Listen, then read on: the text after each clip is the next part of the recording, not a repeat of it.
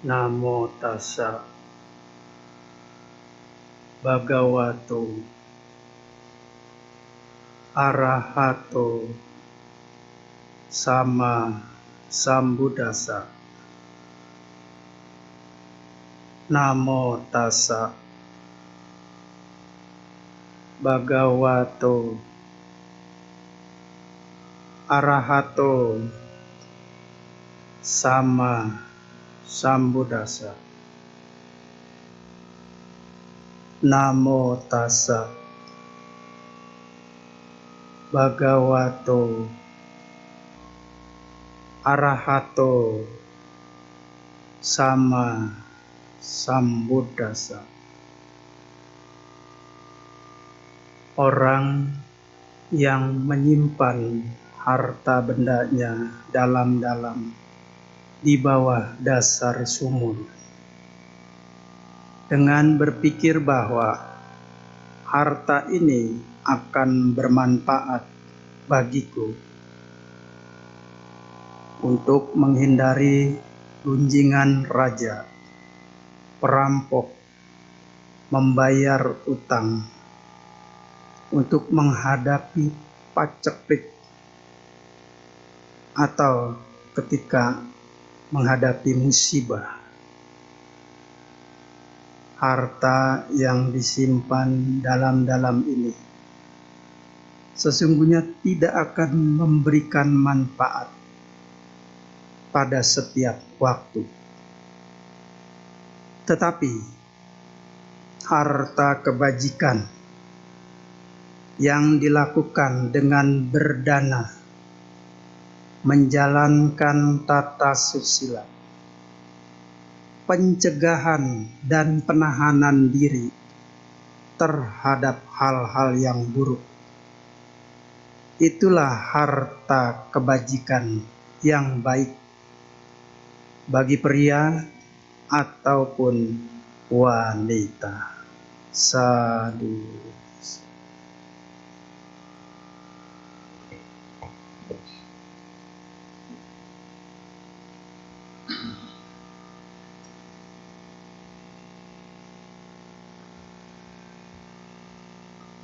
Yang saya hormati Bapak Ibu dan saudara-saudara sedama yang berbahagia.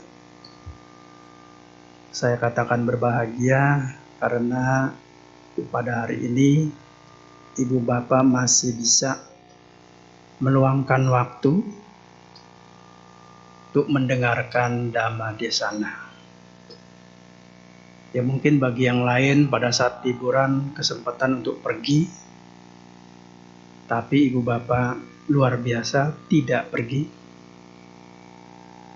tetapi lebih penting untuk mendengarkan Dhamma, bisa berbuat baik ya. Nah pada sore hari ini Bante akan menguraikan khotbah dengan judul adalah inti kehidupan, ya, inti kehidupan.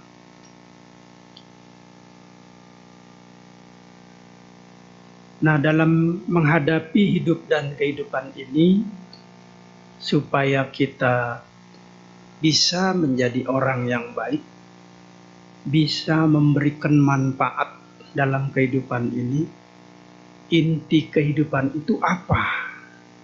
Dan bagaimana cara mempraktekannya sesuai dengan ajaran Sang Buddha. Maka itu di sini saya akan bahas tentang inti kehidupan, ya. Bapak, Ibu, dan saudara-saudara sedama yang berbahagia. Di dalam kitab suci Tripitaka, ya, dijelaskan bahwa di dunia ini manusia dikelompokkan secara garis besar menjadi dua kelompok. Kelompok pertama adalah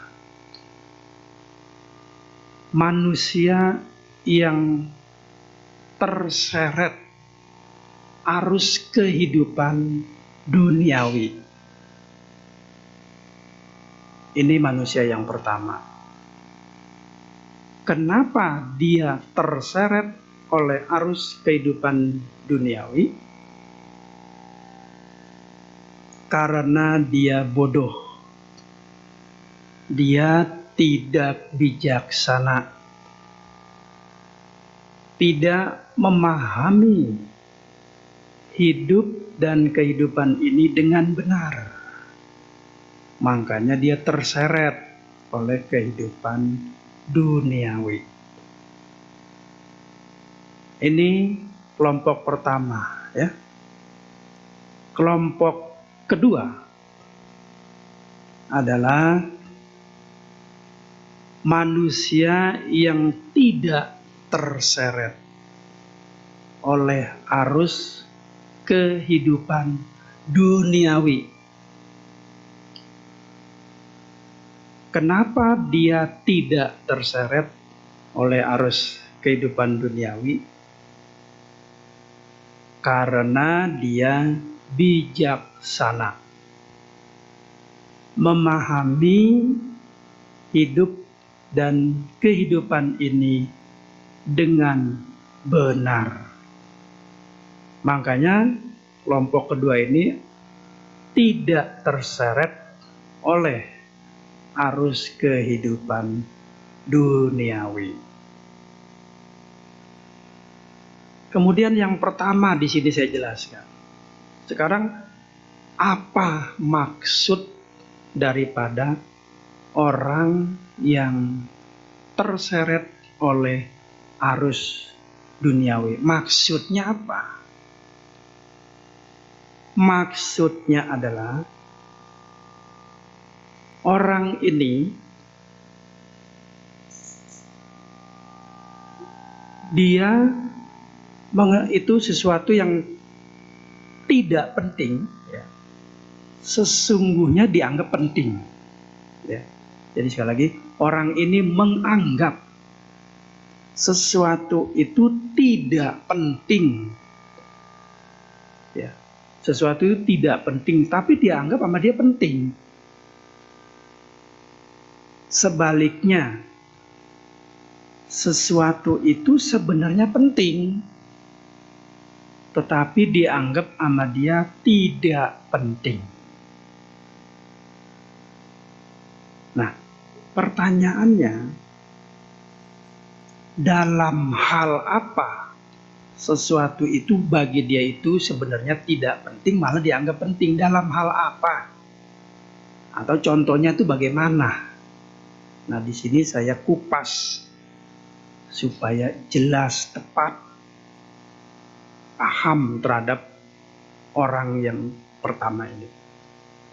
Dalam hal 3 hal, ya. Dalam 3 hal.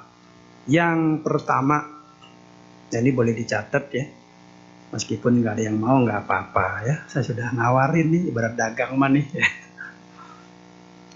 Dalam hal 3 hal. 1, dia menganggap uang, ya, harta kekayaan, harta benda, ini dianggap sama dia sangat penting. Yang pertama, ya. Yang kedua, tubuh, ya. Tubuh ini, ya, badan jasmani kita ini dianggap sama dia sangat-sangat penting bagi dia. Kemudian yang ketiga, kehidupan ini dianggap, hidup ini bagi dia itu sangat-sangat penting. Nah, itu dalam hal 3 itu. Nah, sekarang saya jelaskan. Uang, harta, sama dia dianggap penting.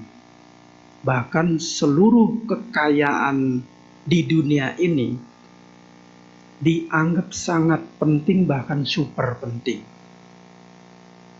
Dia harus menikmati harta kekayaan ini. Bahkan dia menganggap bahwa uang, kekayaan, harta ini bisa melindungi dirinya sendiri atau melindungi dirinya maupun keluarganya dari kesedihan, dari ketakutan, dari bencana. Bahkan bisa melindungi dirinya nanti setelah meninggal dunia. Pikiran dia seperti itu. Maka karena harta itu dianggap sangat penting, bahkan super penting, maka dia mencari-cari kekayaan tanpa berbuat baik, tanpa berbuat jasa. Dia mencari kekayaan dengan keserakahan, dengan kemelekatannya. Karena ini dianggap penting. Misalnya ada seorang suami istri, ini terjadi di Indonesia. Padahal dia sudah kaya raya. Karena uang itu dianggap penting, meskipun dia kaya raya, dia tetap buka usaha setiap hari, bahkan setiap saat. Misalnya dia gampangnya buka toko pagi hari, nanti siang dia buka toko, sore udah maghrib, udah jam 6 buka toko, sudah malam ini jam 12 tetap tokonya dibuka, udah jam 1 malam, jam 2 malam, jam 3 malam, sampai subuh dia buka terus. Dia nggak takut nyamuk, ya, dia nggak takut digarong, dia tidak takut. Pokoknya yang penting uang. Dia mencari uang mati-matian. Bahkan ada yang setengah mati. Ada yang mati beneran demi mencari uang. Itu dia cari terus. Yang penting uang. Tanpa berpikir panjang kesehatannya bagaimana, keadaannya ini rawan apa enggak. Dia nggak peduli. Pokoknya dia cari uang terus. Ya, makin bisnisnya besar, tokonya makin sering dibuka, makin bagus, rezekinya lancar bagaikan air, tanpa berbuat baik. Maka orang ini ketika diajak ke wihara, sehari aja, mungkin kalau orang-orang kaya ya, sehari aja bisa cepet tiau hilang, karena bisnisnya gede. Kalau dia tutup nih tokonya, disuruh ke wihara, sorry lah ya, cepet tiau hilang. Di wihara cuma duduk ngedengerin bantenya khotbah, meditasi, setelah itu pegel. Tidak menghasilkan apa-apa. Pikiran dia gitu ya. Mendingan cari uang terus. Apalagi sekali buka nih bisa cepet tiang. Bahkan bisa lebih kalau sampai pagi terus menerus. Ada orang seperti ini. Ya, jadi nggak mau berbuat baik, nggak mau pergi ke wihara. Kalau ditanya entar sok dulu. Ya. Meskipun uangnya miliaran, bagi dia pokoknya masih kurang. Dengan keserakahannya, dengan kemelekatannya. Karena uang ini menjamin kebahagiaan, menjamin kehidupannya lebih bagus. Ada lagi yang mencari uang dengan cara korupsi. Ya, padahal jabatannya tinggi. Ya, gajinya mungkin hampir 1 M. Tapi bagi dia masih kurang kalau nggak korupsi. Maka caranya apa? Dia korupsi. Meskipun bakal dihukum, ditangkap, dia nggak peduli, pokoknya udah sikat aja selama ada kesempatan. Padahal andai kata dia nggak korupsi, rumahnya mewah, mobilnya mengkerelep semua seperti kaca, bisa dandan tuh di mobil. Karena mobilnya itu seperti mobil Alphard, Mercedes-Benz, Baby-Benz, semua yang ngeband itu. Ya. Tapi orang serakah itu nggak habis-habis.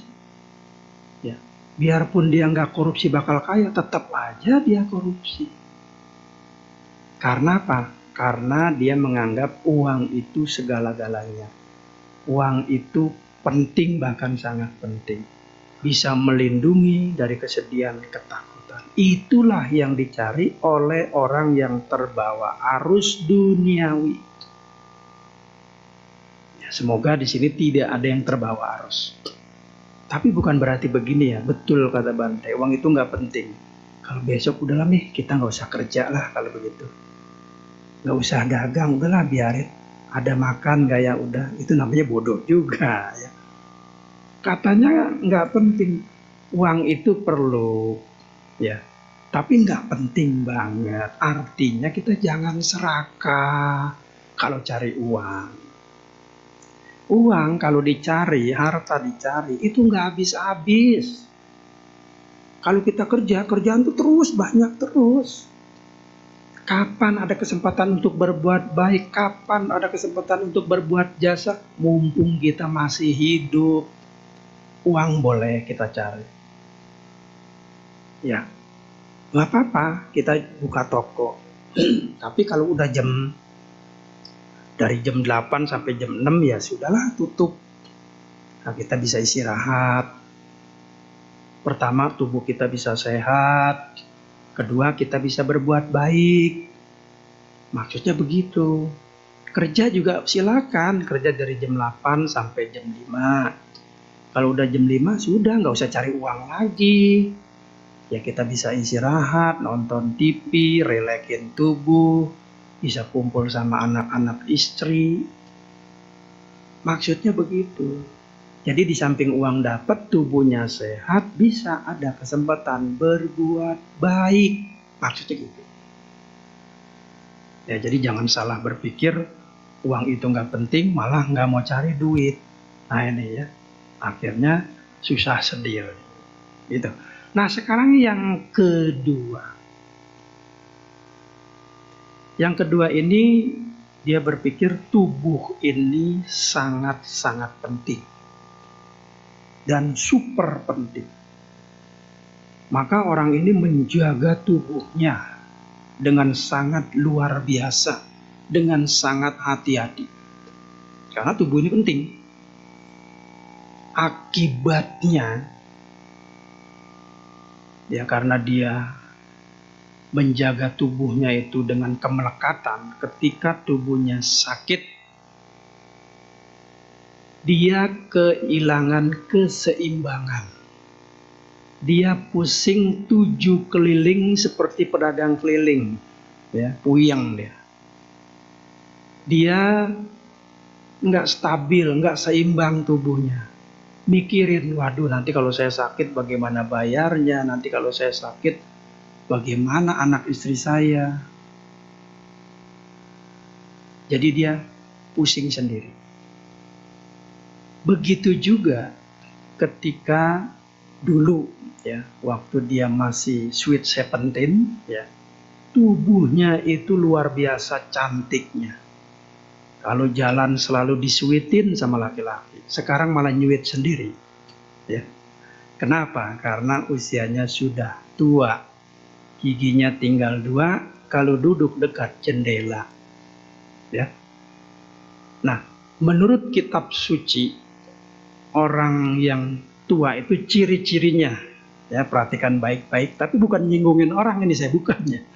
Bukan nyinggungin orang, Bante kok nyinggungin saya, bukan. Ciri-cirinya, rambutnya beruban.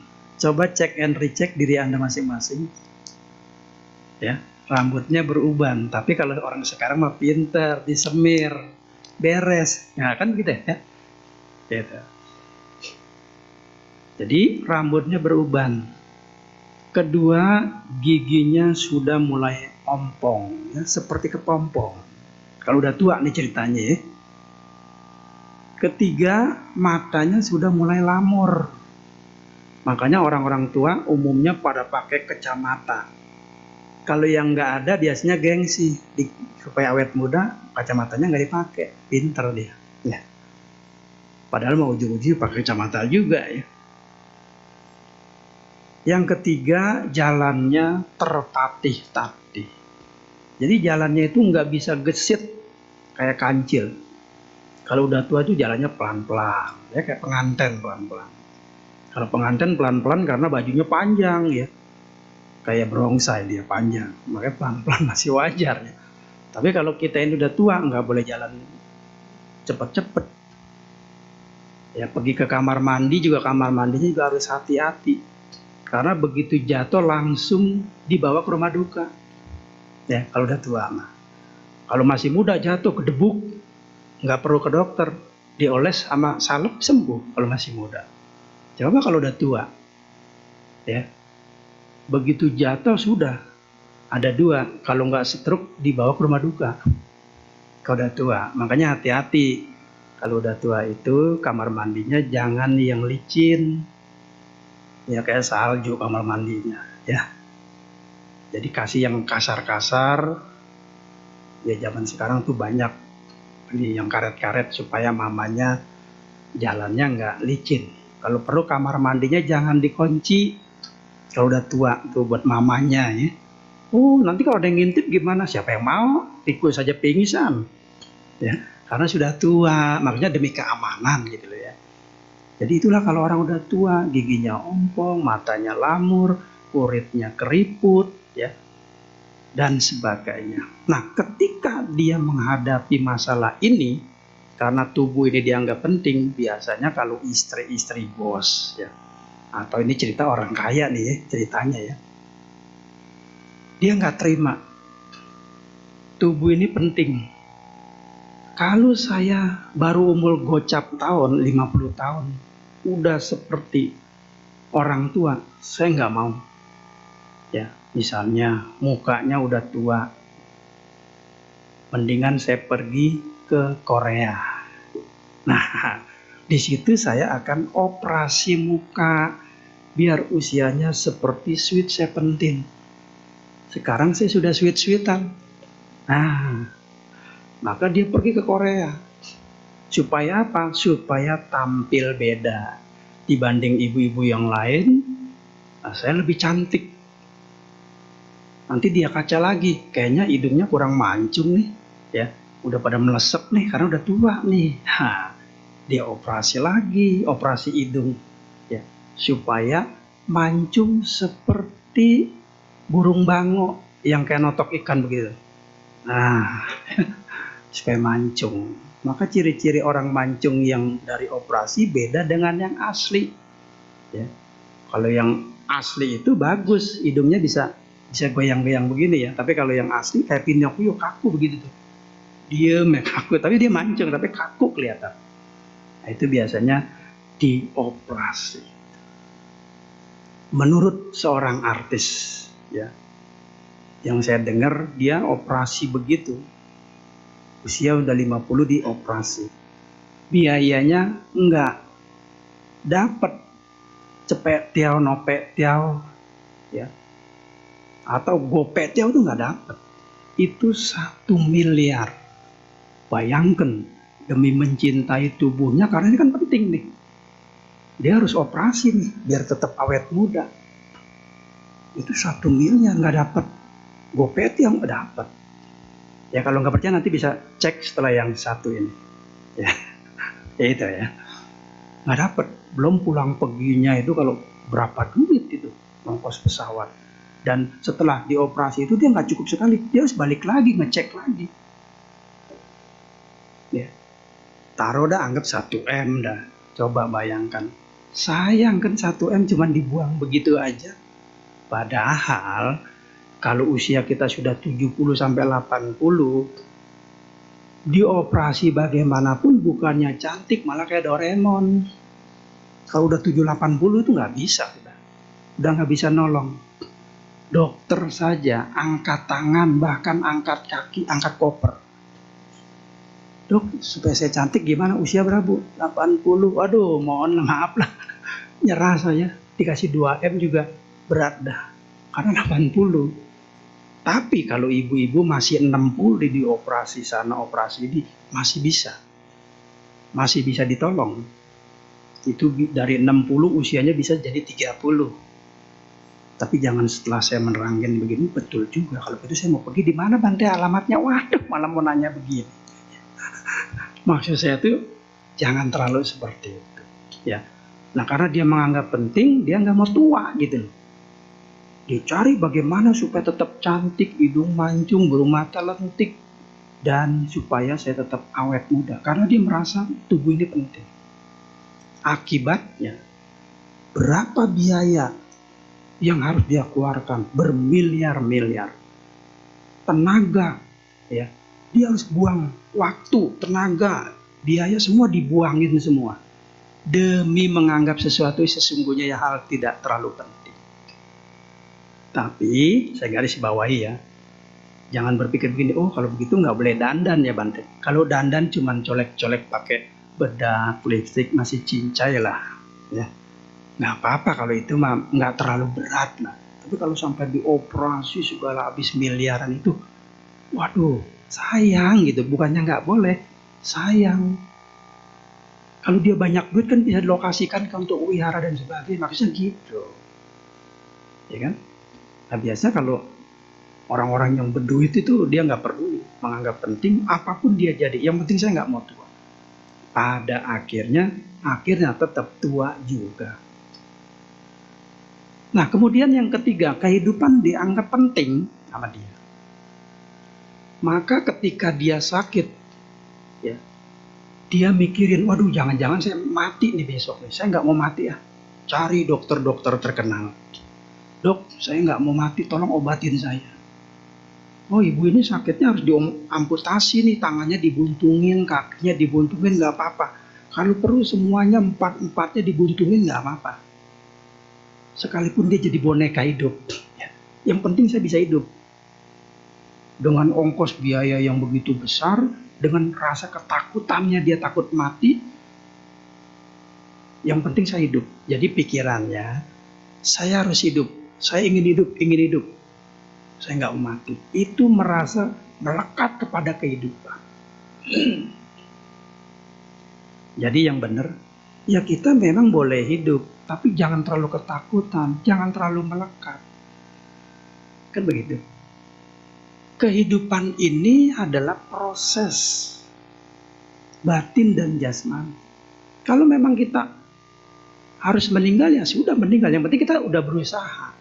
Tapi nggak usah melekat, nggak usah ketakutan. Nah inilah orang yang menganggap kehidupan ini penting banget. Jadi ketika dia mendekati ajal atau tubuhnya diamputasi, dia ketakutan. Pokoknya yang penting saya hidup. Itu maksudnya seperti itu. Nah ini kelompok yang pertama ya. Sekarang kelompok yang kedua. Kelompok yang kedua ini adalah orang yang tidak terseret arus. Dia bijaksana, memahami hidup dan kehidupan ini. Dalam hal apa? Dalam 3 hal tadi. Jadi orang yang bijaksana ini menganggap sesuatu yang tidak penting karena memang tidak penting. Maksudnya begitu, kelompok yang kedua. Sesuatu yang penting, dia menganggap ini memang penting. Dalam hal apa? Dalam 3 hal ini. Seperti tadi saya katakan. 1, mengenai uang. Uang dianggap sama dia tidak terlalu penting. Tapi bukan berarti nggak perlu. Perlu, tapi tidak terlalu penting banget. Makanya, karena dia paham bahwa uang itu tidak menjamin kebahagiaan. Tidak menjamin membawa kelahiran kita hidup bahagia dengan uang itu. Tidak menjamin bahwa uang itu dijadikan standar hidup. Nyaman, aman, damai. Terbebas dari ketakutan, terbebas dari penderitaan. Tidak menjamin. Karena dia tahu uang ini tidak terlalu penting banget, tidak menjamin kehidupan. Makanya dia cari uang nggak serakah. Ya kalau memangnya harus kerja, dia kerja. Kalau memangnya harus selesai pekerjaan, ya dia selesai. Tidak perlu cari-cari yang lain lagi. Demikian juga ketika dia buka toko, ya dia cari uang. Tapi nanti kalau waktunya sudah cukup waktu, misalnya jam 5 atau jam 6, waktunya tutup ya dia tutup. Lebihnya dia ke wihara. Nah, itulah yang dia lakukan. Sehingga nantinya ya, uang itu bermanfaat bagi dirinya. Kesehatannya terjamin, dia juga nggak terlalu banyak mikirin uang. Nah, itu maksudnya seperti itu. Jadi dia tidak melekat kepada uang. Dan dia juga tahu bahwa uang atau harta itu bisa habis. Karena apa?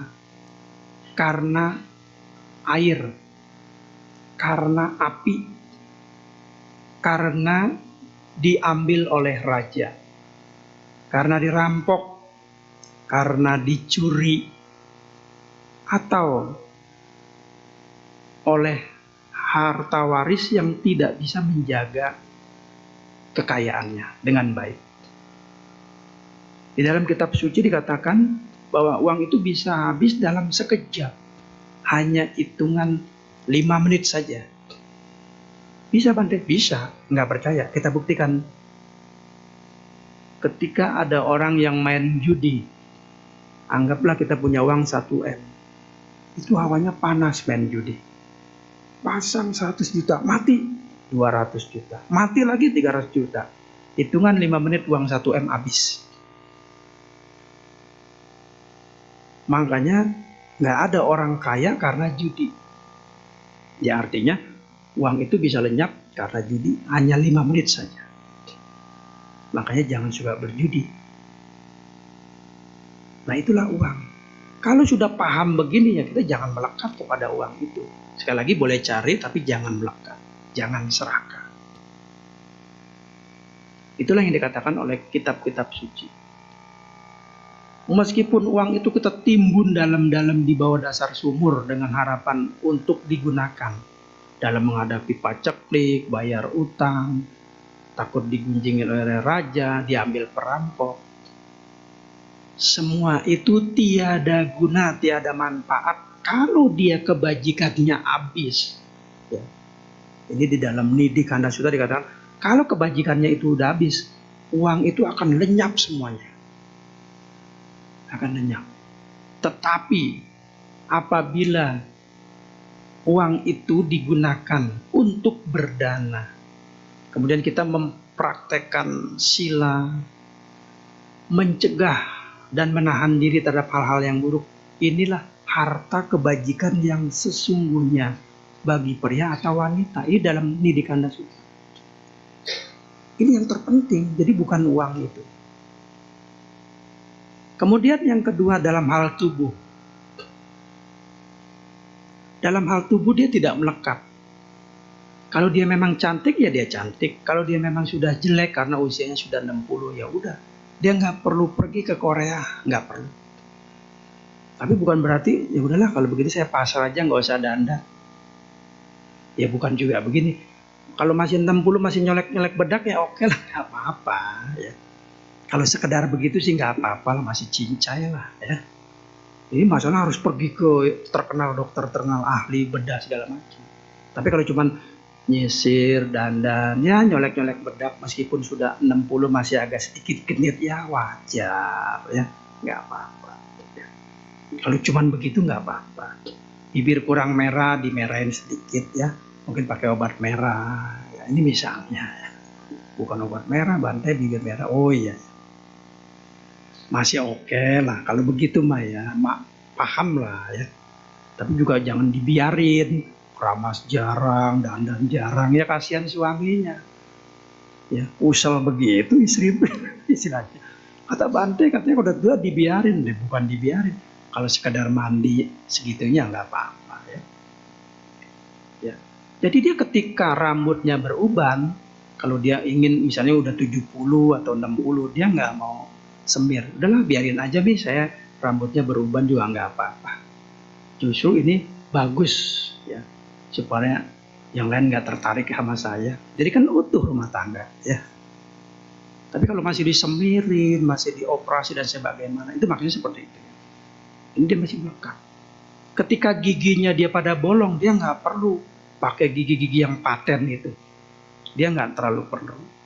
Karena kalau orang yang melekat itu kan, ini giginya aja, itu dicopotin semua, diganti gigi yang paten. Berdasarkan ilmu kesehatan dari dokter, gigi manusia ada 32. Nggak percaya, hitung sendiri. Kayak ada 32 tuh.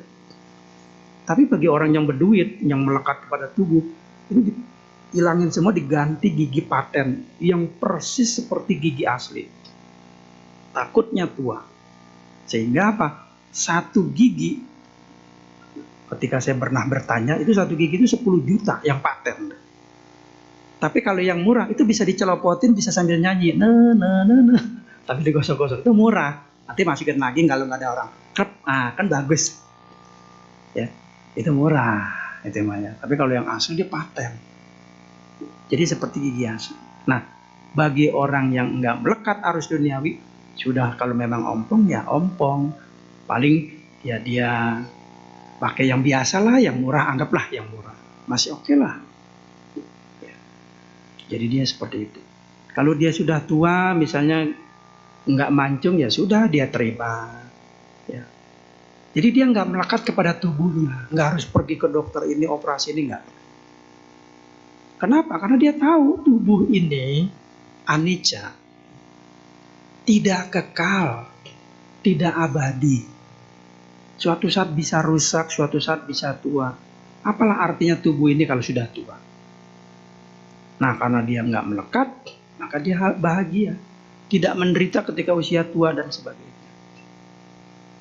Nah, yang ketiga, demikian juga kehidupan ini. Kehidupan ini sekali lagi saya katakan bahwa hanya proses batin dan jasmani. Muncul, berkembang, lenyap. Muncul, berkembang, lenyap. Itulah kehidupan manusia begitu. Kalau memang kita harus meninggal, ya memang situ sudah wajar, udah waktunya, udah karmanya, ya sudah dia terima. Jadi tidak melekat dengan kehidupannya, dia enggak, sudah biar saja. Nah, inilah dikatakan orang bijaksana yang kedua, sehingga dia tidak melekat dengan kehidupannya. Nah, sekarang apa inti daripada 3 hal tadi? Intinya begini, bahwa sesungguhnya uang yang kita punyai, sekali lagi, pertama kita jangan melekat. Dan dari uang ini kita ambil intinya. Intinya apa? Dimana dengan uang ini kita bisa berbuat baik dengan berdana kepada fakir miskin, pati jompo, anak-anak terlantar, kepada orang yang terkena musibah, kepada orang-orang miskin yang mungkin belum sekolah, kita coba bantu jadi orang tua asuh dan sebagainya. Inilah yang kita lakukan dengan uang tadi. Kita berdana wihara, kalau wihara ini misalnya mau dibangun, gentengnya pada rusak, bangkunya pada rusak, ya kita berdana. Atau kita bisa berdana mobil untuk wihara. Jadi dengan berdana ini bisa memberikan manfaat kita dalam waktu yang lama. Di dalam kitab suci dijelaskan, dengan perbuatan baik kusala dana ini, inilah yang menjamin kehidupan kita. Inilah yang akan membawa kelahiran-kelahiran kita di alam yang baik. Ketika kita berbuat dana, berbuat amal kebajikan ini, dia akan mengikuti terus-menerus dalam kehidupan kita. Di arus kesadaran kita ini, dia akan mengikuti kita. Dan dia bisa melindungi kita, menolong kita. Lahirnya di alam-alam yang baik. Itulah berkat dana. Itu uang yang kita gunakan harusnya digitukan. Bukan dengan pergi ke dokter segala macam habis miliaran rupiah. Aduh, sayang banget deh. Mendingan digunakan untuk itu. Ini yang menjamin kehidupan kita. Nah, dengan dana-dana ini nantinya juga untuk bekal di kehidupan kita pada saat sekarang juga maupun kehidupan yang akan datang. Yang kedua, tubuh. Ya. Intinya itu apa? Kita punya tubuh. Intinya selama kita lahir pasti kita punya tubuh. Tubuh ini digunakan untuk hal-hal yang baik. Misalnya untuk menolong orang, untuk berbuat baik. Dengan tubuh ini kita bisa melakukan namaskara kepada Buddha, atau menghormat kepada Buddha, menghormat kepada Dharma, menghormat kepada Sangha. Dengan tubuh ini kita bisa mempraktekkan sila. Dengan tubuh ini kita bisa menolong orang sakit, orang tua dengan tubuh ini. Orang yang kecebur kita bisa tolongin, tapi dengan catatan kita bisa berenang ya. Nolongin orang gak bisa berenang, kecebur mati dua-duanya ya. Dengan tubuh ini. Jadi tubuh ini bisa bermanfaat, bisa berfungsi. Ya. Kita bisa melakukan perbuatan baik melalui tubuh ini. Mungkin bagi yang bisa nyetir, dia bisa nyetir ya, untuk menolong orang, membantu orang. Ini tubuh ini digunakan. Praktek sila dengan tubuh ini. Kalau kita yakin, tekun menggunakan tubuh ini seperti alat transportasi demi menolong makhluk hidup, ya, sila kita jadi baik, maka kita menjadi orang yang santun. Menjadi dengan sila ini kita menjadi manusia yang baik, manusia yang bermoral dengan sila ini. Maka ketika sila kita baik, kita tidak takut memasuki ruangan apapun. Kita akan disenangi orang kalau sila kita baik. Kita akan dihormati orang. Nama kita juga harum dengan sila yang baik melalui tubuh ini. Itu yang harus kita gunakan, inti daripada tubuh ini. Nah, demikian juga kehidupan ini. Kehidupan ini ya tidak terlalu penting. Jadi kita harus ambil inti kehidupan ini apa? Jadi ketika kita hidup, kita harus paham hidup itu apa? Oh, hidup itu hanya proses batin dan jasmani. Muncul, berkembang, lenyap. Kalau saya sudah tahu begitu, coba kita cari jalan agar kita terbebas dari duka dengan mempraktekkan meditasi. Apakah samatha bhavana, apakah vipassana bhavana. Ya.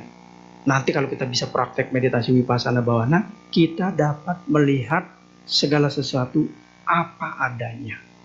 Paling tidak kita dapat mencapai jnana. Jnana itu pengetahuan batin dan jasmani. Oh, ternyata setelah saya berlatih vipassana, saya sudah dapat membedakan batin dan jasmani. Sehingga kita bisa mencapai, kalau kita serius meditasinya, bisa mencapai magga dan pala. Lama-lama bisa mencapai sotapanna. Nah, dengan meditasi vipassana ini, kita bisa mencapai sotapanna, terbebaslah kita dari 4 alam apaya. Alam rendah, neraka, binatang, setan, raksasa, asura. Itulah kalau kita beruntung, kita mau berusaha. Jadi kesimpulan dari uraian saya, yang pertama, jangan melekat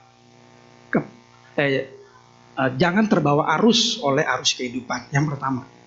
Yang kedua, jangan melekat kepada harta, tubuh, dan kehidupan. Yang terpenting bagi kita, intinya apa? Dengan uang kita berbuat baik, dengan tubuh kita melakukan kebajikan. Dengan kehidupan ini kita bisa mengambil pengalaman-pengalaman hidup kita praktekkan meditasi vipassana. Sehingga kita dapat mencapai kesucian-kesucian, membebaskan kita dari penderitaan.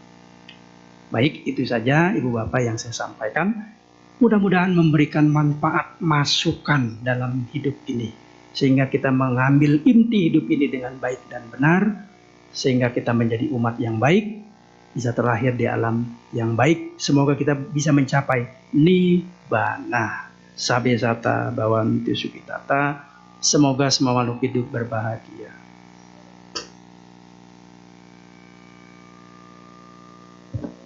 Terima kasih atas Dhamma Desananya, Bante. Tiba saatnya kita buka untuk sesi tanya jawab ya, Bante. Ya, sesi tanya jawab akan bisa dilakukan dengan 2 cara. Yang pertama adalah secara lisan, nanti langsung maju aja ke depan dan tinggal tanya ke Bante. Atau juga bisa secara tertulis, ada kertas di masing-masing bangku depan, di dalam kantongnya dan tinggal ditulis, nanti akan saya ambil. Sambil menunggu pertanyaan-pertanyaan yang masuk, marilah kita menyanyikan satu lagu lagi.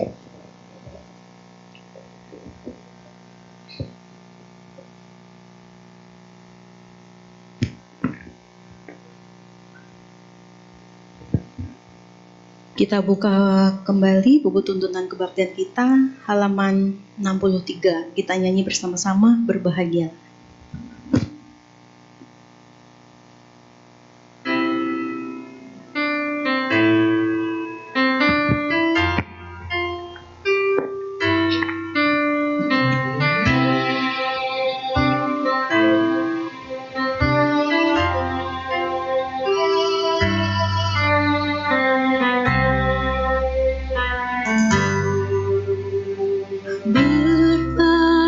Berbahagialah yang hidup tanpa benci, berbahagia yang tiada terikat kemenangan, tiada belenggu dan derita. Berbahagialah terlahir sebagai manusia, berbahagia yang mengerti hukum kesunyataan, tiada lagi roda samsara.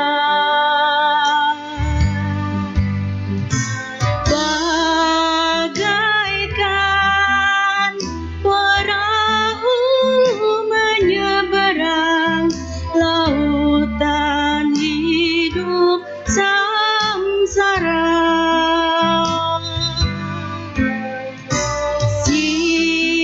Siapa yang mencapai pantainya, bahagialah dan sejahtera.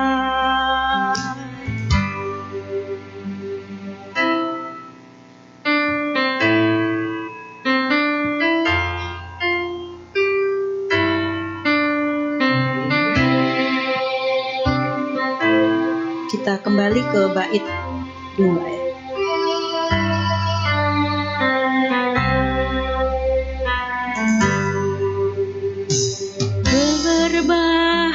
Berbahagialah terlahir sebagai manusia, berbahagia yang mengerti hukum kesunyataan, tiada lagi roda samsara.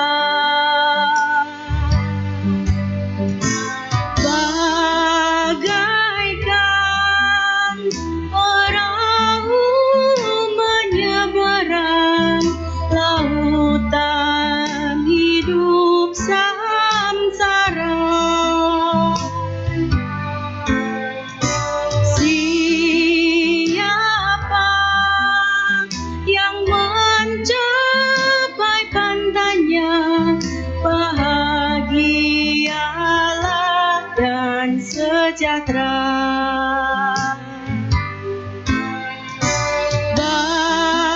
Bagaikan perahu menyeberang lautan hidup samsara. Siapa yang mencapai pantainya, bahagialah dan sejahtera. Bahagialah dan sejahtera.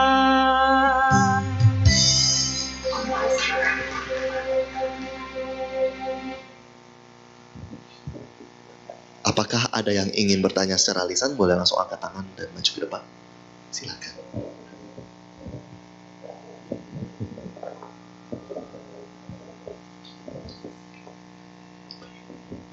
Malam Bante, Ya, Namo selamat Buddhaya. malam. Ya, Maaf Bante mau tanya ya, ini kan ya, ada pernah kejadian di sepupu saya saudara.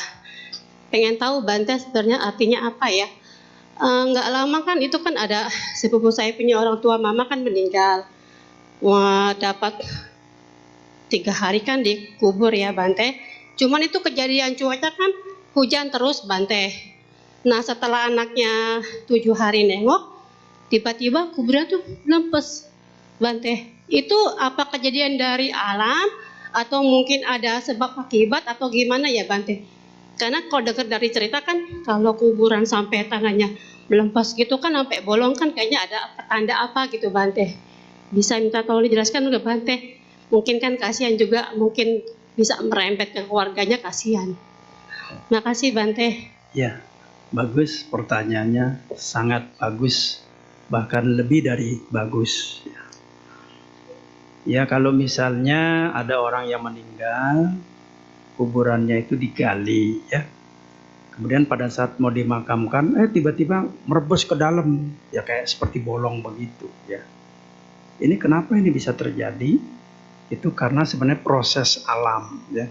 Tidak dikait-kaitkan dengan, oh itu tandanya begini, begini, tidak. Karena proses alam.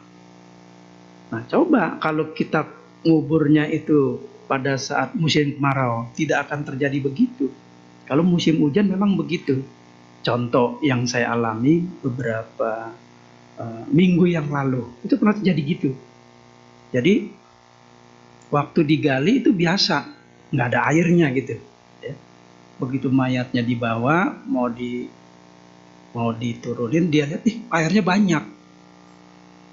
Terus begitu digali, bahkan disedot airnya, bukannya makin kurang, airnya makin tambah banyak. Ya, ini ada apa, pertanda apa? Terus tanahnya juga pada berguguran gitu, mudah berguguran. Seperti kayak tadi ya. Ya akhirnya terpaksa diperbaiki pelan-pelan, harus menunggu sekitar 4 jam. Pertama nyedotin airnya, tunggu sampai kering banget. Tanahnya dikasih yang lebih agak sedikit keras melalui atas, sampai 4 jam gitu.